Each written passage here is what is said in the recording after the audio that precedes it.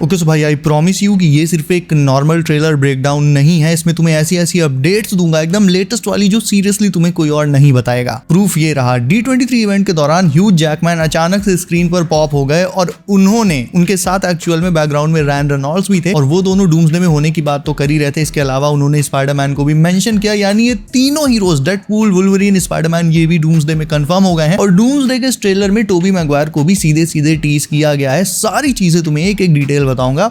आगे बढ़ने से पहले बस तुमसे एक रिक्वेस्ट है कि डूम्सडे आने तक मैंने भी इस चैनल पर 100 के सब्स का टारगेट रखा है, जो कि अब तुम्हारे सपोर्ट से पॉसिबल लगने लगा है। So if you are new here, do subscribe the channel ताकि आने वाली लेटेस्ट लीक्स और अपडेट्स सबसे पहले ऐसे हमेशा तुम्हें मिलती रहें। ओके, सो टोबी के स्पाइडी, टॉम के स्पाइडी, डेडपूल और वुल्वरीन और भी जो नए हीरोज टीज किए गए हैं और कंफर्म हुए हैं उन पर आगे बात करेंगे। पहले जल्दी से हम लोग ट्रेलर का ब्रेकडाउन कर लेते हैं। राइट, तो ट्रेलर की स्टार्टिंग होती है लैथवेरिया में डूम के शॉट से, जिसमें डूम अपने थ्रोन पर बैठा ऑरा फार्म कर रहा है। फ्लोर पर ग्रीनिश वेव्स इमर्ज हो रही हैं। ये डूम की मैजिकल पावर्स को, उसकी मैजिकल और मिस्टिकल साइड को रिप्रेजेंट करती हैं। स्यू हीरोज को बता रही है कि विक्टर पहले काइंड और केयरिंग हुआ करता था और फिर जिनसे वो प्यार करता था वो उससे छिन गए। दैट मीन्स विक्टर की फैमिली मारी गई, वही फैमिली जो इस पेंटिंग में दिखाई गई है, और विक्टर उसके बाद पूरी तरह से बदल गया। नाउ इस पूरे मोनोलॉग में जो स्यू स्टॉर्म बोल रही है, विक्टर के बारे में बता रही है, इस पूरे मोनोलॉग के दौरान A to Z जितने भी हीरोज हैं वो अर्थ 828 में फैंटास्टिक 4 की बिल्डिंग यानी बैक्स्टर बिल्डिंग में बैठे हुए हैं। इसमें एक्समैन से लेकर ओजी एवेंजर्स और न्यू एवेंजर्स सबके सब यहाँ पर मौजूद हैं। और एक्चुअल में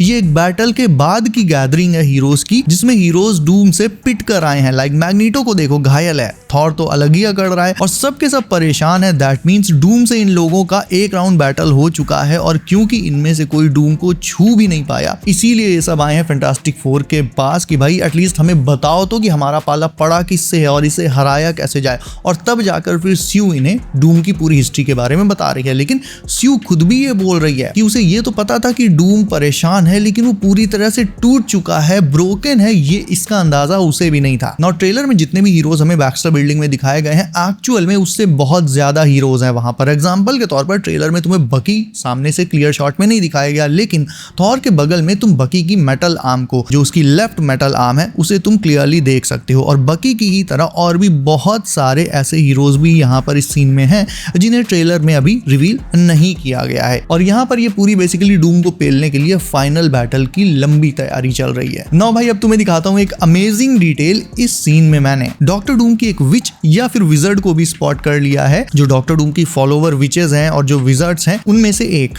डूम के क्लोज एंगल शॉट वाले इस सीन में डूम के बगल में कोई विच खड़ी हुई है या कोई विजर्ड खड़ा हुआ है जिसका केप ठीक उसी तरह से लहरा रहा है जैसे डूम का। नाउ ये विच भी हो सकती है, विजर्ड भी हो सकता है। अगर विजर्ड है यानी ये है बोरिस, मतलब अपना स्ट्रेंज। सो या एक्चुअल में ये काफी कूल डिटेल मिली मुझे। और इस सीन में हो सकता है डूम के और फॉलोवर्स भी लाइक उसके पीछे वगैरह खड़े हों, बट ये तो लाइक एक क्लोज एंगल शॉट दिखाया गया तो उसमें से हमें सिर्फ एक ही विजर्ड का क्लिप देखने को मिला। इससे ये भी कंफर्म हो जाता है कि डूम के जो फॉलोवर्स हैं वो मूवी में उसी की तरह ड्रेसअप करते होंगे, उसी की तरह मास्क, उसी की तरह ग्रीन क्लोक, उसी की तरह cape. Now next scene super important है। ये जो डिस्ट्रॉयड सिटी दिखाई गई है ट्रेलर में, यही टोबी मैगवायर का टीज है। काफी लोग कह रहे हैं कि ये न्यूयॉर्क है, काफी कह रहे हैं कि ये कुछ और है। मैं बताऊं भाई, मैं 99% श्योर हूं कि ये टोबी मैगवायर के स्पाइडरमैन का यूनिवर्स है और ये वो शहर है जिसे मैग्नीटो ने उड़ा दिया है। क्योंकि मैग्नीटो के एक्टर सर आयन मैकेलन ने काफी पहले खुद ये कंफर्म कर दिया था कि मूवी में वो न्यू जर्सी को उड़ाने वाले हैं। तो जाहिर सी बात है वो अपने यूनिवर्स के न्यू जर्सी को क्यों ही उड़ाएंगे, जब हमें पता है कि एक्समैन इंक्लूडिंग मैग्नीटो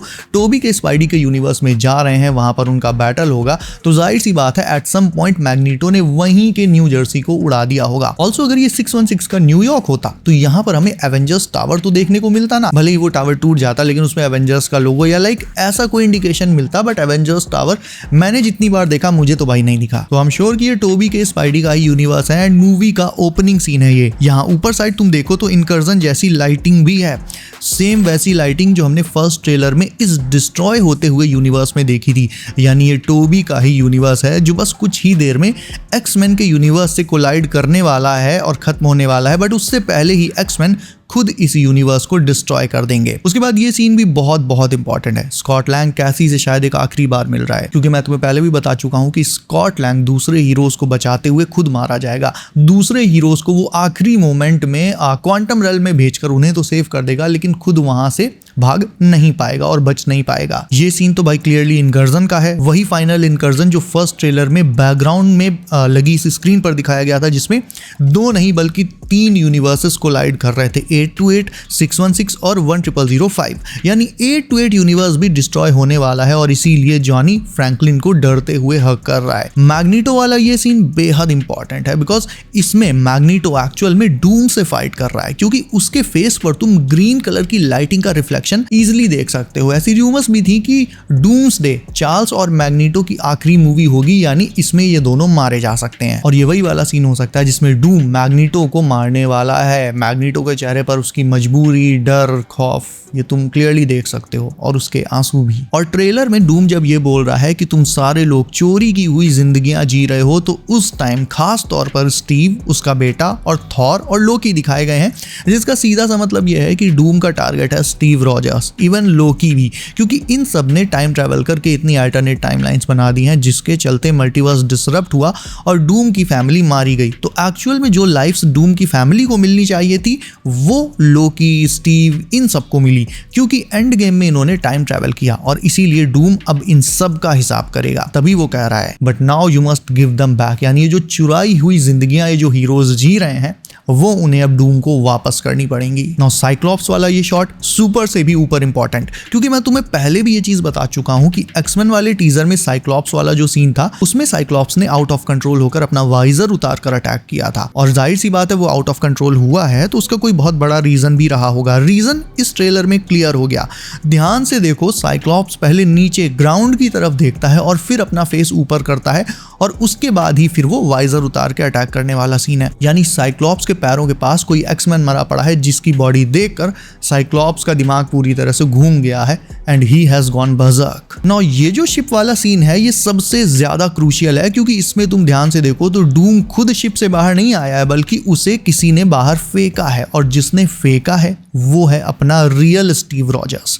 क्योंकि डूम के गिरते टाइम तुम म्योल्निर को डूम के पास से वापस जाते हुए क्लियरली देख सकते हो। ऑल्सो इसी सीन में डूम का सूट भी डिफरेंट है, लाइक ये जो चेन है ये डूम के इस वाले फाइनल सूट में नहीं है। सो आई थिंक ये वो मोमेंट होगा जब डूम ये रिवील करेगा कि वो ईविल है, वो हीरोज के साथ इस शिप में उनका दोस्त बनकर होगा, लेकिन इसी मोमेंट पर वो कुछ ऐसा करेगा जिससे हीरो समझ जाएंगे कि डूम को वो जितना सही समझ रहे हैं वो एक्चुअल में सही नहीं है, वो ईविल है, और तुरंत ही स्टीव उस पर म्योल्निर से अटैक कर देगा। ऑल्दो डूम को उससे खरोंच भी नहीं आएगी, और भाई उसकी लैंडिंग, उसका एटीट्यूड तुम देख सकते हो, उसे किसी हीरो या किसी भी वेपन से कोई फर्क पड़ता ही नहीं। उसके आर्मर का डिफेंस मैजिक इतना ज्यादा स्ट्रांग है कि कोई उसे छू भी नहीं सकता। तुम्हें पता है कल D23 वाले इवेंट में डॉक्टर डूम का एक और नया सूट दिखाया गया जो ट्रेलर वाले इन दोनों सूट्स से भी अलग है।